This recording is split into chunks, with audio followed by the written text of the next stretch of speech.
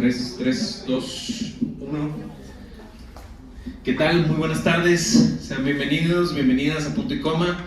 Yo soy Jesús Guerra, el director de esta librería, y me complace mucho que nos acompañen el día de hoy para esta edición de nuestras ya tradicionales pláticas de historia.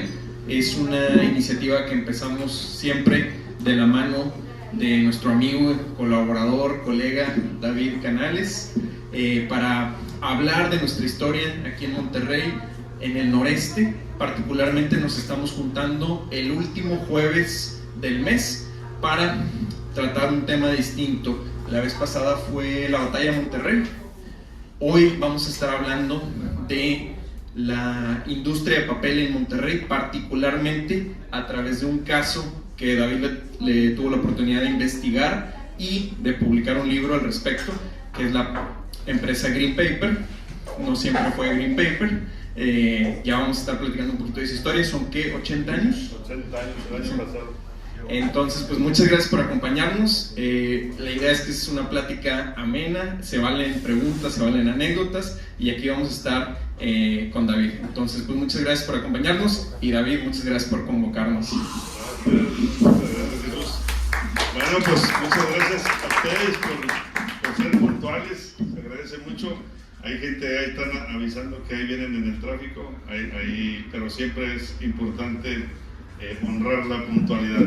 Y muchas gracias a Punto y Coma. No nos cansamos de agradecer que tengamos una casa cultural como Punto y Coma aquí en Monterrey. Habla muy bien de nosotros, y nosotros somos los que mantenemos estos centros culturales, así como las prisas de la ciudad y los crecimientos que se tienen, pues que tengamos un lugarcito donde podamos encontrar libros viejos y nuevos, eventos culturales. Hay un teatro en el piso de abajo. ¿Que tienes algún evento pronto ahí en el teatro? Sí, vi, ¿verdad? Que tenías... Sí, sábado vamos a tener un recital de la película Cinema Paradiso. Ándale. Teatro en vivo. ¿A qué horas es eso? A las 6. A las 6 de la tarde, una de mis películas favoritas de Cinema Paradiso. Tienes razón. Cinema Paradiso, bueno, es un peliculón de este cine en un pueblo en Italia, ¿no? Y además es la música de Ennio Morricone, y aquí tú vas a tener la música en vivo, ¿verdad? Sí. Y proyectar la película, y van a platicar un poquito acerca de eso. El pianista Roberto Salomón se proyecta la película y él toca la música.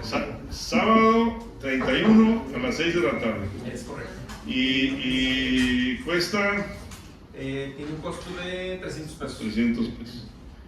Pero acuérdense que ese día no van a poder ir a las cantinas porque es ley seca. Teníamos nosotros un recorrido de la ruta del olvido que tuvimos que cancelar el sábado 31. Entonces podemos venirnos para acá para ver este evento de radio. Puro café. Puro café. Muy bien. Entonces muchas gracias a Punto y Coma, muchas gracias a ustedes. Y el tema de hoy, como bien dice Jesús, es sobre nuestra historia, la historia del noreste. Nos dieron la oportunidad de hacer un libro el año pasado de la empresa Green Paper, aprovechando que cumplía 80 años el año pasado, y salieron pues, muchas cosas muy interesantes como parte del crecimiento de Monterrey. Entonces nos vamos a enfocar, cuando hablamos soy norestense, hablamos de la historia del noreste, pero en esta ocasión nos vamos a enfocar a la parte de Monterrey y la parte del crecimiento industrial de Monterrey. ¿Qué falta? Y antes de eso, para que no me regañe Elena, también tenemos avisos de Soy Norestense, porque vamos a tener recorridos próximos, y aquí Elena va a estar lista y puesta para que se nos anoten en los próximos recorridos. Hay terminal, pago con tarjeta, pago a meses. Está todo listo. Y también, no se olviden, tenemos nosotros 6 libros. Hemos escrito 10 libros, pero son 6 los que están comerciables, y esos 6 están aquí disponibles en Punto y Coma en el primer piso. tienen, además de los libros usados, tienen libros de autores locales y uno de ellos es un servidor, y ahí están los libros también para el que guste. Y pues el cafecito, el panecito que siempre nos tienen ahí muy bueno aquí en Punto y Coma. Muy bien, hablando de Green Pepper, estamos hablando de una empresa que se llamó Productora de Papel, pero me quiero ir un poquito más atrás y platicar de cómo estaba el entorno en Monterrey en ese entonces, ¿no? Porque hablamos de una familia que se dedicaba al comercio, y el comercio de madera en particular. Nosotros cada vez se sabe un poquito más acerca de este desarrollo de Monterrey, en donde fuimos nosotros, no pudimos ser mineros, ¿no? Y empezamos a ser ganaderos y agricultores. Y en la parte de la ganadería fue muy complicado porque era una ganadería trashumante en un principio, que hay ganado mayor y ganado menor. El ganado menor venía a pastar en los veranos y se regresaba a las haciendas que estaban principalmente lo que ahora es el estado de Hidalgo. Entonces esa transhumancia, esa ganadería nos dejaba muy poco, ¿no? Nos dejaba cabritos de leche porque pues, no podían cargar con ellos de regreso, y nos dejaba pues, gente que pasaba y venía, pero lo que sí nos hizo un daño bastante fuerte, porque iban a haber más de 5 millones de cabezas de ganado menor que venían a pastar principalmente en el Valle del Pilón. Este Valle del Pilón que va de Cadereyta hasta Linares, y es en la parte del sur de Nuevo León. En la parte norte de Nuevo León sí hubo intentos de agricultura, pero esta agricultura viene siendo harina de trigo principalmente, que había también nogales y algunas otras cosas. Con la separación de Texas, que primero se independiza y luego se hace parte de los Estados Unidos, y luego se hace la guerra de México-Estados Unidos, y lo perdemos la mitad de nuestro territorio, y luego hay una guerra entre el sur y el norte de los Estados Unidos. En Monterrey en particular se crean, o se desarrollan más bien, porque había, pero se desarrollan las casas comerciales. Estamos hablando de la guerra de México-Estados Unidos, 1846 al 48, y no tengo ahorita las fechas de la guerra de Estados Unidos, la guerra de secesión, pero es por ahí por los 50 o los 60 de 1800. Entonces, adelante, muy bien. Llega tarde, muchachos. ¿En qué lugar? Gracias. Entonces, esta guerra de secesión hace que los estados sureños de los Estados Unidos ya no le pueden vender a los estados norteños de los Estados Unidos. Y los estados norteños de los Estados Unidos, una de las cosas que hacen es que copan el océano, la salida del Golfo de México hacia Europa. Entonces también, adelante, aquí hay lugar. Ah, bueno. Okay. ¿Trae chicharrones o no? No, hasta mañana. Muy bien. Muy bien. Del 61 al 65. Del 61 al 65 fue la guerra del norte y el sur de los Estados Unidos. Los norteamericanos ya lo sabían cuando nos quitaron la mitad del territorio, que iban a tener un conflicto. Entonces, esos estados sureños que producían muy bien algodón, entre muchas otras cosas, pero ellos lograron producir muy bien el algodón. Y hay gente que siempre me pregunta por qué los sajones, cuando llegan a Texas, cosechan muy bien el algodón y nosotros no habíamos podido hacer nada en esas tierras. Y una de las razones era porque ellos tenían esclavos, ¿no? De hecho, hay una carta de Patrick Milmo que le escribe a su futuro suegro Santiago Vidaurri, y le dice: oye, algo tenemos que hacer con el algodón tejano, porque no podemos competir con él. Él se fue a Torreón, a la laguna, bueno, si está Torreón, a la laguna, a sembrar algodón, y le iba bien, pero no podía competir con los precios de los Estados Unidos, porque los Estados Unidos usaban esclavos, y acá sí había que pagar en mano de obra. Y ese algodón lo empiezan a comercializar a partir de las casas comerciales de Monterrey. Entonces nos volvimos comerciantes, muy exitosos comerciantes. Es la época de Santiago Vidaurri, es la época del arancel Vidaurri, es la época del control de las aduanas de Piedras Negras. No teníamos Nuevo León aduanas, pero controlábamos las aduanas de Piedras Negras, de Laredo y sobre todo de Matamoros. Y esas casas comerciales empiezan a desarrollarse familiarmente. Tenemos la Casa Calderón, la Casa Milmo, la Casa Zambrano, la Casa Longoria, y por ahí la familia que eran principal, el abuelo era Gregorio, no, Garza Elizondo. Sí. Sí, la familia Garza Elizondo empieza a desarrollar un comercio de madera, ¿no? Y es algo muy importante porque siempre que platicamos, cuando hablamos del noreste, imagínense que nos hemos tenido que estar reinventando muchas veces. Y para poner un ejemplo de cómo no es fácil reinventarse, es cuestión de irse a Mérida y a Villahermosa en Tabasco y ver las haciendas enequeleras, ¿no? En un tiempo pues era un negocio a nivel mundial, ¿no? O sea, nosotros vendíamos enequel de México, exportábamos a todo el mundo y era un negociazazo. Se desarrolla el plástico, el petróleo, con el petróleo y el plástico, y pues ya el enequel pasa a segundo término y toda esa zona se acabó el asunto, ¿no? No pudieron hacer nada más.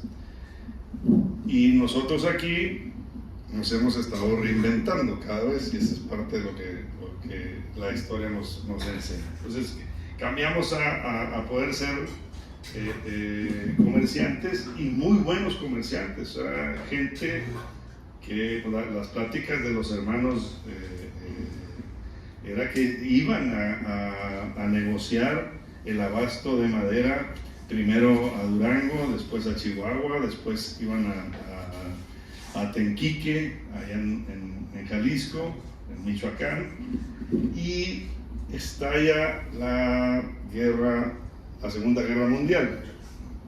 Y en la Segunda Guerra Mundial los Estados Unidos empiezan a comprar todo lo que se nos ocurre. Ya había pasado eso, como les digo, en 1960, pero en 1938 por ahí empiezan a prepararse para la guerra de los Estados Unidos y empiezan a comprar todo. Entonces estos hermanos se dan cuenta de ese potencial y empiezan a exportar madera y les va muy bien.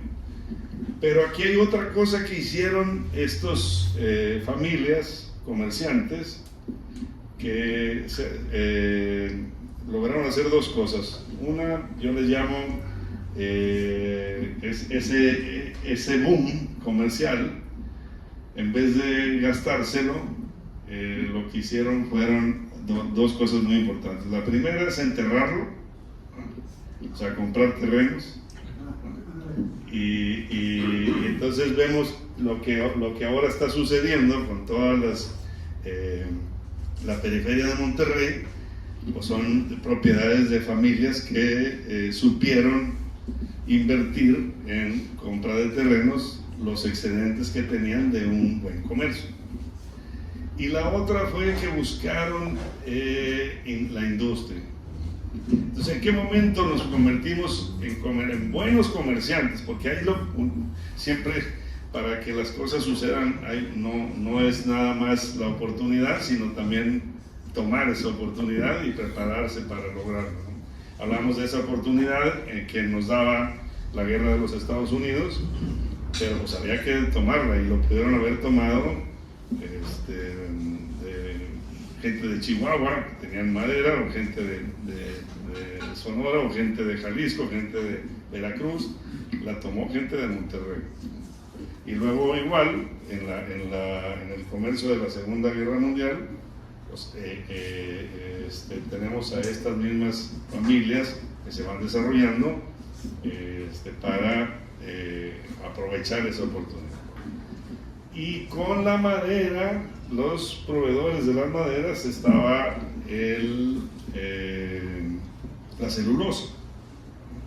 Y entonces esta familia, de alguna manera, se da cuenta de otra oportunidad y invierte en máquinas para producir papel.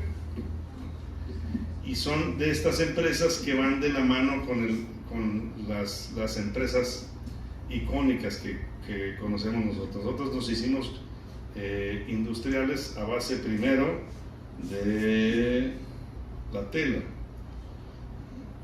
las fábricas textiles, porque volvemos otra vez, lo que comercializábamos era el algodón que venía de Texas. Ese algodón que comercializábamos se invirtió en máquinas inglesas para producir tela, y no nada más comprar y vender el algodón. Hay un riesgo importante, pero también hay un desarrollo, un valor agregado en esto. Y estas fábricas textiles, muy importantes, se nos olvida, porque estamos hablando de los años de 1870, por ahí. ¿Cómo digo? La Leona, Porvenir, que está acá en el cercado, la Leona, el Porvenir y la Fama. La Fama es la primera en la Fama Nuevo León, luego seguiría el Porvenir del 1872, y luego la Leona también ahí. Y fíjense, estas tres empresas aprovechando el algodón, pero aprovechando también el agua, ¿no? Porque teníamos mucho más agua de la que tenemos ahora, nos bañábamos menos, éramos menos los que nos bañábamos, ¿no? Y con esas posibilidades del agua pudimos poner esas industrias. Y luego de ahí viene la industria de la cervecería Cuauhtémoc y la industria de fundidora de fierro de acero. Fueron 4 fundiciones las que se pusieron aquí a finales de 1800, principios de 1900, por otro evento muy importante, que nos ponen un arancel en los Estados Unidos para no poder exportar con facilidad los minerales para las fundiciones. Nosotros nos hicimos esta parte, y no hemos hablado de pero no. Al rato me caí para hablar de esta zona que no tuvimos oro y plata más que muy poquita en 4 áreas: Vallecillo, Lampazos, Bustamante y Villaldama y Sabinas. Lo que teníamos eran minerales para fundición, y esos minerales para fundición, los vendíamos a los Estados Unidos, donde tenían las fundiciones. Pero se le ocurre en 1890 poner a los Estados Unidos un arancel, se llamó el arancel McKinley, porque el senador McKinley fue el que definió que había que poner un arancel para competir. Y en ese entonces otro gobernador, Bernardo Reyes, se le ocurre dar facilidades a las industrias fundidoras de Estados Unidos a que se vinieran a poner a Monterrey también. Y entonces aquí se ponen 4 fundiciones, y eso nos cambia también, ahora sí ya la parte industrial. Más o menos para darnos una idea, finales de 1800 había, en 1890 había menos de $1 millón de pesos invertido en industria, y en 1900 había 20 millones invertidos en industria. O sea, en 10 años pasamos de una inversión industrial de 1 millón a una inversión industrial de 20 millones. Y ya a partir de ahí tenemos nosotros el cambio o la reinversión a la industria. Y viene esto a colación, ya no le voy a seguir con la historia general, regresarnos a esta familia que empezó a irle muy bien con la madera, pero ellos no tenían madererías, no teníamos nosotros, bueno, sí hubo aserraderos, todavía en Chipín que el general Almazán quitó los últimos aserraderos locales, pero no producíamos lo que se producía en las sierras de Durango y de Chihuahua, por ejemplo. Entonces, estos hermanos pusieron una industria maderera de traerse la proveeduría de otros estados y tenían sus madererías aquí en Monterrey. Parte de varias familias que hicieron eso, los Elizondo también, hay varias familias que siguieron con esa tendencia de tener madererías aquí en la ciudad, porque la industria pues lo iba requiriendo. Se hacían primero carretas, pero luego se hicieron muchas otras cosas y mucho se usó para el empaque también. Y les digo que luego aprovechan a finales de los 30s, de 1900, para exportar esa madera. Y se dan cuenta de la posibilidad de la proveeduría de celulosa y van y compran unas máquinas. Está muy padre esa historia. Tuvimos oportunidad de platicar con familiares y con trabajadores de antaño. Van y compran máquinas usadas en Estados Unidos para poder producir papel para empaque.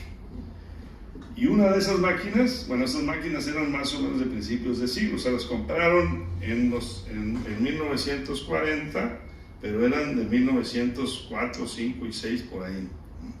Y una de esas máquinas sigue funcionando actualmente. Son molinos de papel, están padrísimos. Y con esas máquinas usadas, con la legislación del agua, con que había que traer energía eléctrica, porque además se ponen en un lugar donde lo que teníamos era ranchos lecheros, tanto la Grange como las Puentes, y la otra era, ahorita lo platicamos, no, las mitas estaban más ahí estamos hablando de la zona de Guadalupe, perdón, de San Nicolás. Ahí en San Nicolás, que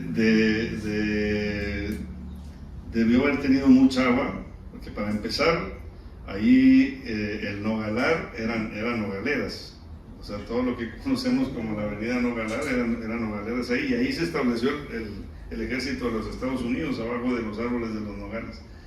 Y hay encinos en diferentes partes de San Nicolás, inclusive adentro de la fábrica de Green Paper, que tiene más de 400 años.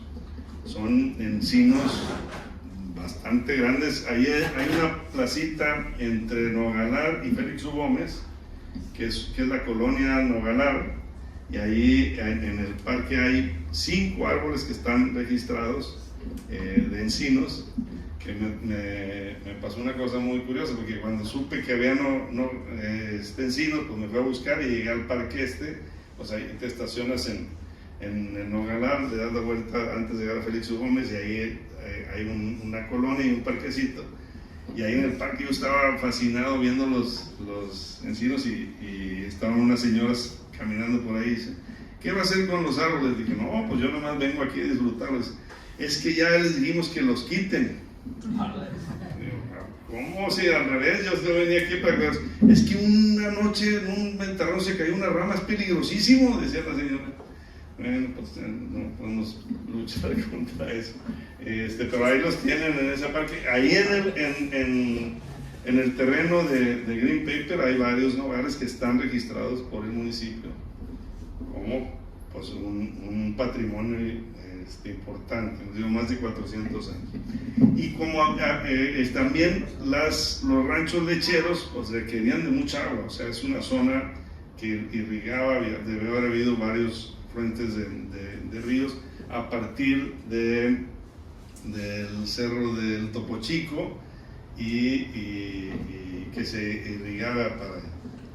Entonces ahí esta familia decide invertir en las máquinas y le resultó bastante difícil porque eran máquinas usadas, porque requerían más infraestructura de la que pensaron en un principio, llevar la energía eléctrica para allá, tener la suficiente, hay un estanque de agua que tuvieron que construir. Total, fue algo muy difícil. Inclusive tuvieron que vender parte de los terrenos que habían logrado hacerse del esfuerzo de la venta de la madera. El caso es que logran sacar adelante la empresa y les va muy bien. Tenemos nosotros al menos 3 empresas papeleras de empaque, que es Titán, que empezó unos 8 años antes del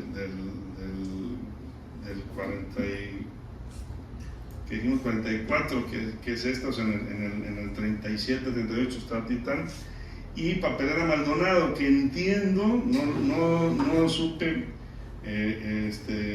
investigarle también, pero entiendo que en un momento iban a ser socios las dos familias, los Maldonado y los Garza Elizondo, pero luego deciden que cada quien va a hacer su propia empresa y más o menos empiezan al mismo tiempo tanto Papelera Maldonado como productora de papel. Y siendo empresas de empaque, pues es como les decía yo a los actuales dueños, todo el tiempo consumimos, pero no vemos a la empresa en los productos que consumimos. Aquí no voy a decir nombres, pero tengo algunos amigos que les gusta mucho la cerveza. La cajita de 6 del cartoncito lo hace Green Paper. Compras la charolita del cartoncito, pero pues lo que compras es la marca de la cerveza y no lo que hace ahí Green Paper. Bueno, el caso es que salen adelante, se muere el papá, salen adelante con esas inversiones extras que tuvieron que tener y les va muy bien. Y pasan esta primera, vamos a decir, generación. Me ha tocado hacer varios libros de familias y cuando son familias muy grandes, siempre se nota que hay 2 generaciones entre los hermanos, ¿no? No sé si ustedes son de familia numerosa, pero nosotros, pues yo tengo una hermana que es 19 años menor que yo, ¿no? Entonces pues prácticamente es otra generación y vivieron otras cosas. Y eso sucede en muchos casos de familias grandes de principios del siglo pasado. Y llegan a tener grandes problemas más adelante, sin detenerme mucho, pero también el país tiene grandes problemas, porque esta parte de las huelgas de los años 70, hemos platicado mucho, no sé si ubiquen a José Luis Cuandró. Él fue secretario de gobierno en el periodo de Fernando Canales Clarión, pero antes había sido presidente de Coparmex. Sí, uno de ellos que a él le toca recibir, estamos hablando de los años 70, recibir 1.200 emplazamientos a huelga que solicitó la CTM para empresas en Monterrey, de un día para otro. Y pues bueno, hubo que hacer mucha negociación porque hemos tenido nosotros, bueno, ya serían 4. Yo decía, hace 3 años, yo decía que hemos tenido nosotros 3 presidentes con tendencias socialistas. El primero, y esos 3 presidentes con tendencias socialistas nos han hecho daño al país. El primero es Lázaro Cárdenas, el segundo es Echeverría, el tercero no lo voy a mencionar, ahorita no está medio escondido. Pero con Echeverría tuvimos muchos problemas y una empresa que pasaba ya a formar parte de la segunda y tercera generación, ya no con la visión ni el empuje de los primeros inversionistas, pues sufrió bastante. A manera de reinventarse, pues lograron ahora, a partir del 2008, una nueva administración y establecer una empresa que se llama Green Paper, a partir siempre del esfuerzo de esos 80 años, porque no es una empresa nueva, es una empresa que supo aquilatar lo que tenía para poder desarrollarse. Y ahora tenemos una empresa que es un ejemplo, de veras me impresionó mucho la forma en como ahora están operando sus recursos humanos. Y si quieren ahorita pues, platicamos un poquito acerca de la historia, de lo que platiqué de la historia, que ustedes si tienen alguna duda, pregunta o comentario, y luego les quiero poner unos ejemplos de cómo ahora la empresa de Green Paper está viendo por sus trabajadores. Y en las últimas juntas que tuvimos para la hora de hacer el libro, decíamos, porque en mis tiempos de ingeniería al final se le decía que era ganar, que el cliente y el proveedor ganaran, entonces se hablaba de una relación ganar-ganar, no que ganara uno y el que compró o el que vendió le fuera mal. Pero aquí estamos hablando de que tanto los proveedores, la empresa, los clientes y los trabajadores ganen. Y es una labor bastante interesante lo que está haciendo ahora Green Paper, y les insisto con una historia atrás. Entonces, si quieren que alguien comentara un poquito acerca de lo que comentamos de la historia, y ahorita les paso ahí eso. ¿Cómo andan? ¿Andan bien? De los textiles que eran palestinos, libaneses. No, todavía no llegaban. Bueno, siempre hubo nosotros, sobre todo Monterrey, porque al final de cuentas nos quejamos de que México es centralista y no hay estado más centralista que Monterrey, ¿no? El 90 y tantos % de la población vive en Monterrey, su área conurbada, y eso nos está cobrando factura porque estamos olvidando a los pueblos.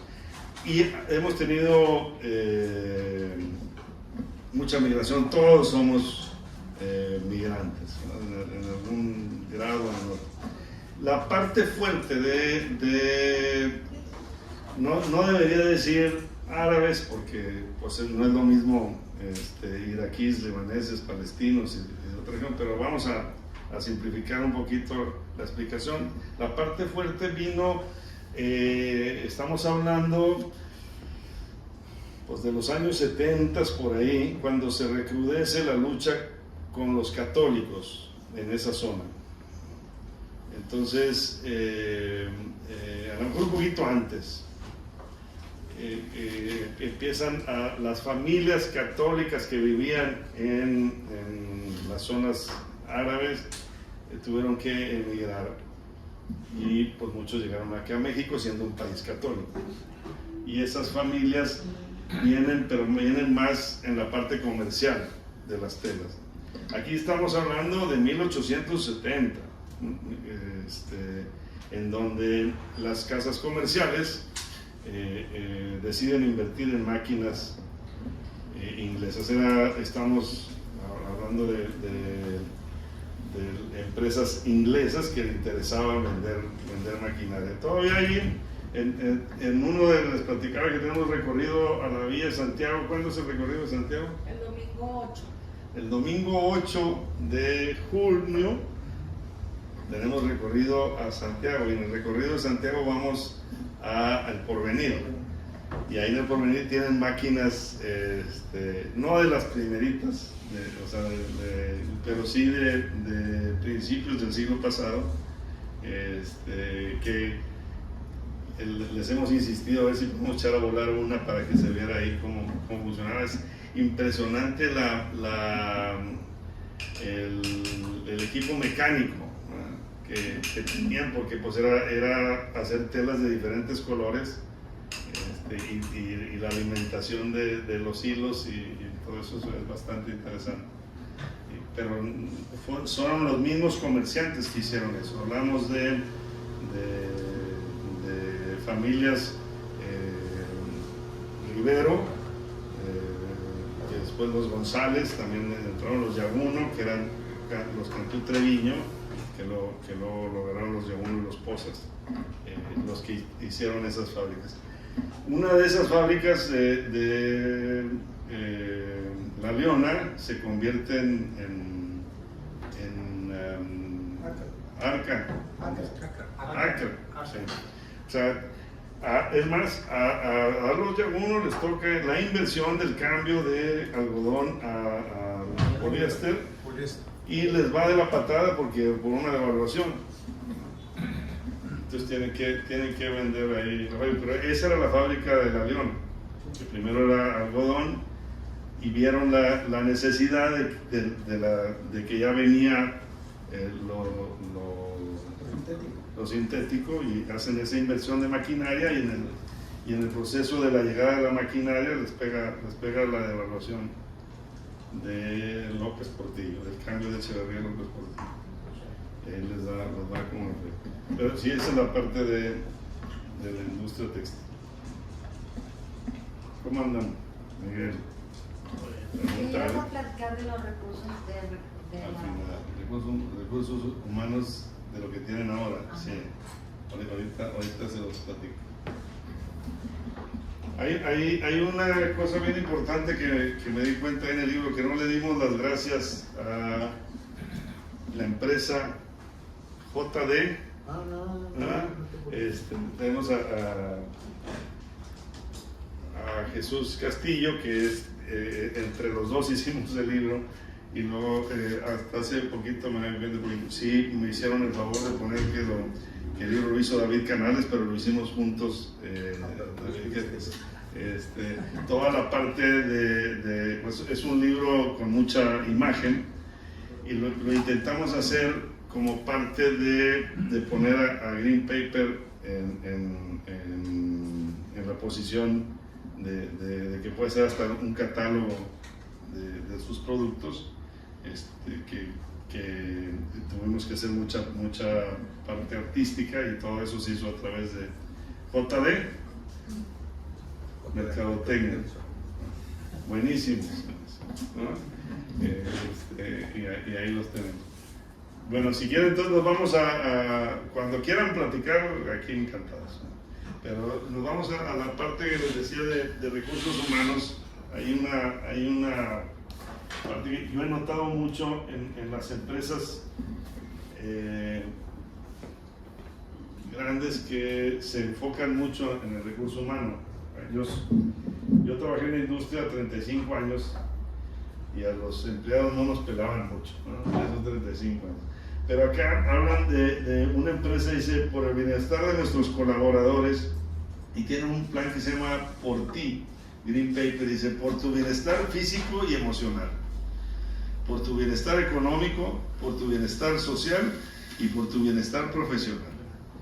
Entonces son 4 áreas que trabaja recursos humanos actualmente con esta empresa, y habla físico y emocional.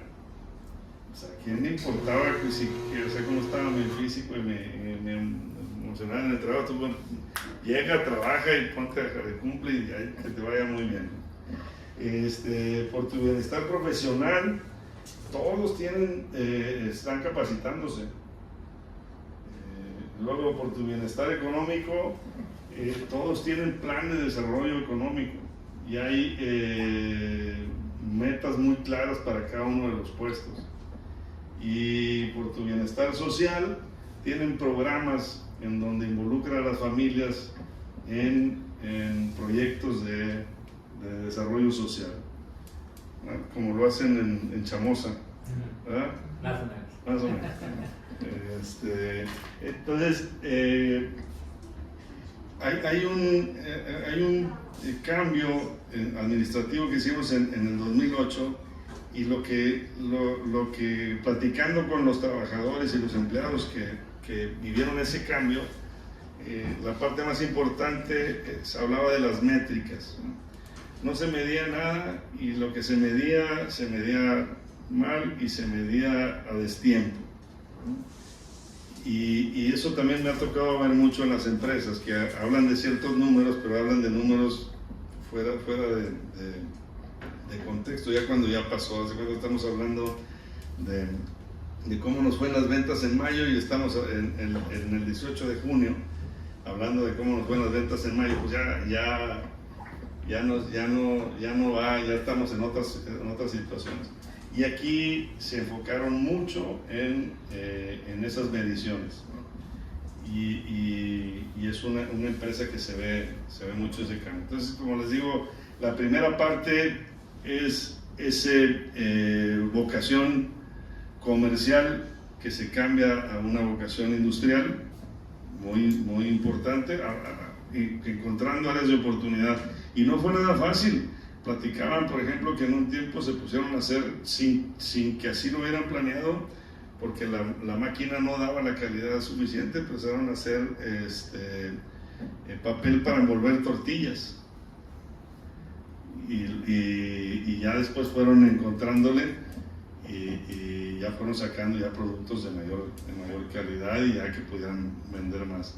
También hubo un tiempo en donde invirtieron para sacar la celulosa de la caña de azúcar, del bagazo. Híjole, qué bárbaro.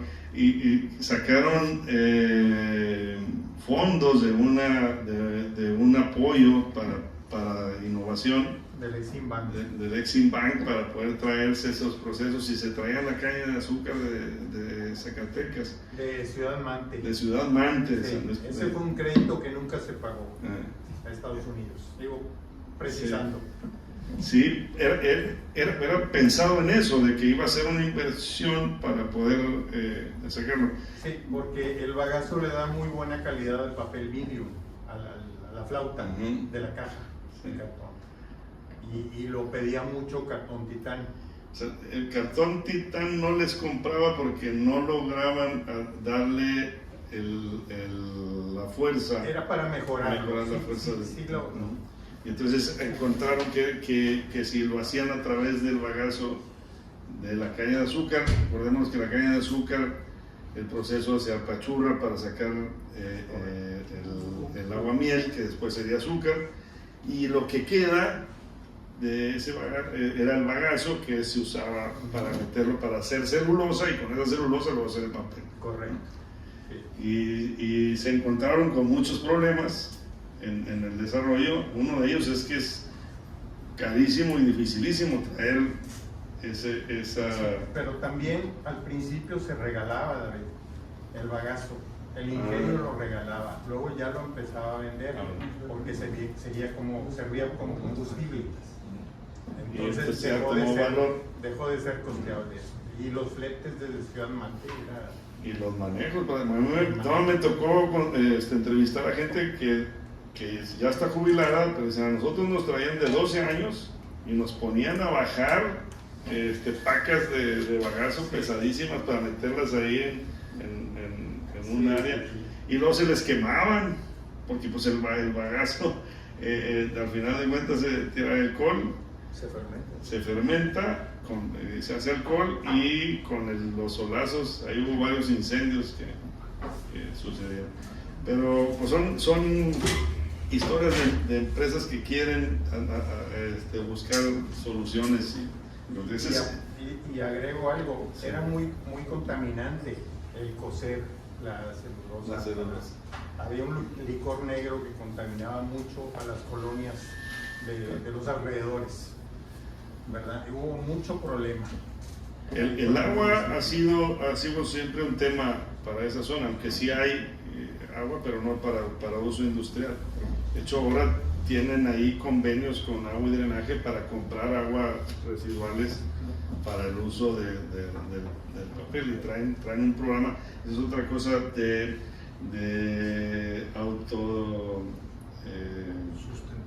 sustentabilidad en la parte de energía y en la parte del agua, que todos los años están trabajando para consumir menos energía y menos agua en el proceso del papel.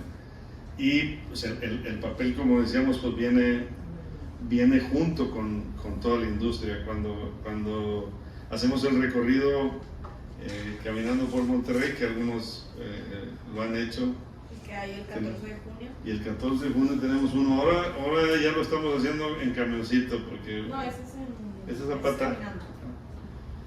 Porque lo tenemos a pie y lo tenemos caminando también, son las dos cosas.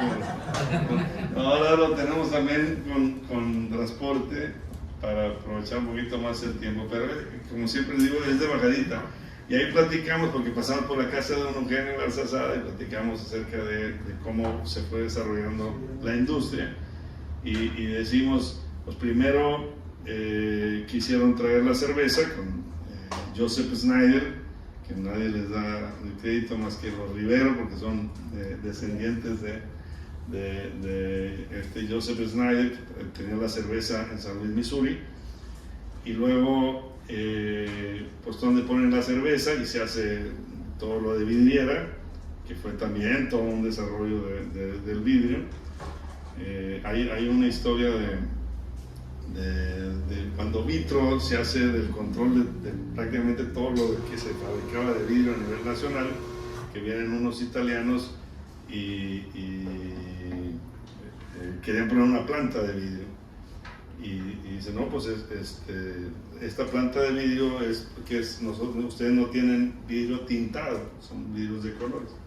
Y dice Vitro, sí, ya estamos trabajando en ello, dentro de 6 meses vamos a tener ya la fábrica de vidrio, para que esta empresa italiana que estaba pidiendo a nivel nacional permiso para poner una fábrica de vidrio, decía, pues de este vidrio en particular no lo tienes. Y entonces el director de Vitro le dice a la comitiva de la presidencia de la República y a los italianos, dice, no, ya estamos trabajando en ello y en 6 meses vamos a tener ya vidrio pintado. Y ya se van los italianos y regresan y le dicen a Enrique Canales, ya sé para qué naciste, necesitamos que hagas vidrio tintado en 6 meses. Y a mí me tocó platicar con Tino Yanakopoulos, en ese entonces ahí de Vitro, que Enrique Canales llegó con 3 de ellos. Digo, ya sé para qué nacieron, en 6 meses van a tener que sacar la planta de vidrio. Y sacaron ahí la línea en Vitrocrisa, y me sacaron la línea del vidrio pintado, que ya no la veo tan... Pero eran unos vajillas que hacían de color azulito y de color café. Ya no los he visto tanto en el mercado. Entonces estábamos... Bueno, entonces después de la cerveza viene el vidrio, después del vidrio viene la corcholata, hojalata y lámina, que también toda una empresa desarrollada acerca de eso, y después viene el cartón y por eso viene Titán. Entonces decimos, la cerveza trajo la industria vidriera, trajo la industria de acero, y trajo la industria del papel y la industria de las etiquetas, porque también tiene grafo regio. Entonces teníamos cerveza, vidrio, cartón, lámina y etiqueta. Ya no nos faltaba quien se las tomara, entonces tuvimos que hacer el tecnológico de Monterrey para poder tener ahí los clientes de la cerveza, ¿verdad? Y se la regalaban al director, al presidente de la sociedad de alumnos, le regalaban cartones. Entonces ahí se van desarrollando las empresas por todos lados. Yo me tocó hacer un estudio de fundidora, por ejemplo, todos los proveedores de fundidora, y hubo 3 empresas, 3 familias que hacían la cal, o sea que desarrollaron la cal para surtirle a fundidora, y hicieron muy buenas empresas a partir de que se puso fundidora aquí. Entonces, esos son las cosas se fueron desarrollando. ¿Cómo andan? Muy bien. ¿Quiénes son? 753. Adelante. Nada más en esto que dijo del relevo generacional, actualmente la empresa son los dueños originales o cómo está ahí? No, ya cambió de administración. En 2008 cambió la administración completamente. Nomás yo. Queda un socio fiel. Vale, es que pues sí se fue diluyendo entre generaciones las acciones y queda, como me tocó platicar ahí muy padre de parte de la historia de la familia, cómo se iba desarrollando. Me acordé mucho, por ejemplo, de que veían su papá y su hermano mayor veían el béisbol juntos. Sí, ¿no? vivían enfrente. Vivían enfrente y Colonia se María juntaban a ver la serie mundial, ¿no? ya grandes ahí juntos. Pero pues, como toda empresa después de la segunda o tercera generación se va diluyendo mucho, y aquí lo que sucedió es que vendieron una parte a otra familia que le entró de lleno y ahí es una sociedad de varios, pero la administración... Que te voy a decir, la sociedad se sigue llamando Productora de Papel. Productora de Papel. Green Paper es un nombre comercial, ¿verdad? Pero sigue siendo Propasa. Propasa, productora de papel, y el 100% del papel es reciclado. Esa es una parte también muy importante. 100%. Tienen centros de acopio en todos lados. Hemos platicado, por ejemplo, en las colonias que pudiéramos tener nosotros centro de acopio. Lo más fácil de reciclar es el papel. Y bueno, lo más conveniente es el aluminio porque te deja un poquito más de dinero para los que están haciendo. Pero el papel es lo más fácil, en referencia a que no nos cuesta nada en nuestra casa tener un basurero adicional en donde pongamos todo lo que sea de papel en un lado y llevarlo a un centro de acopio que es digo, no para generar nosotros dinero, pero sí para que sabemos que ese papel va a reciclarse al 100%. Al 100%. Y productora de papel ahí mismo tiene su centro de acopio y se hace sus pacas ahí. Entiendo que hay acopios de ellos en varios lados, pero ahí al lado de la fábrica. Hasta la importación, porque el desperdicio americano tiene mejor calidad, mejor fibra, que le llaman. Y eso también lo están importando. Sí, hay varios productos, porque también es otra cosa, el papel pues tiene su chiste, ¿verdad? No es, tiene que tener ciertas características para poder ser usado, en parte que sea pigmentable, porque pues es la imagen de la empresa, pero también tiene que resistir. ¿Qué pasa si tú vas a un Oxxo y agarras una de estas y se te desfonda porque no aguanta el peso de las 600?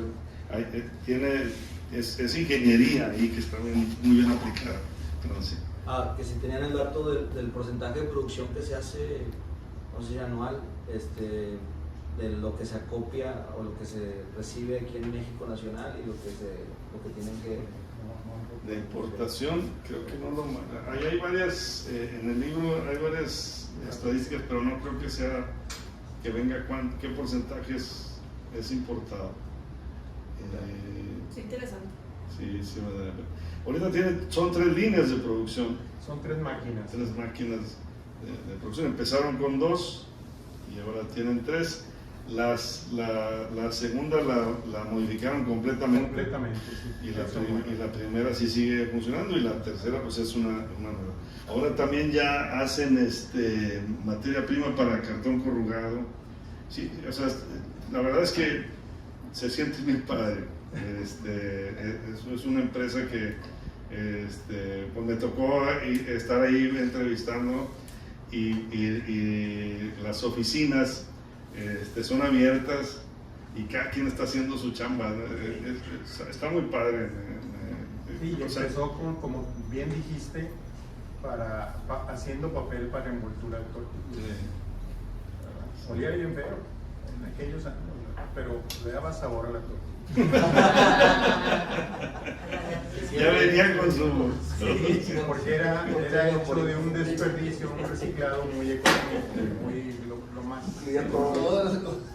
Pero eso está bien padre porque no era la idea inicial, pero como estaban batallando con las calidades y las materias primas y el agua y todo eso, pues sacaron un producto que pudiera ser rendible. Entonces ahí ya vas tú caminando y avanzando, ¿no? Sí, pues de envolver el kilo de tortilla en periódico, a usar ese papel. El papelito, pues, sí. que todavía se envuelve en periódico en el sur de En el México, sur. ¿no?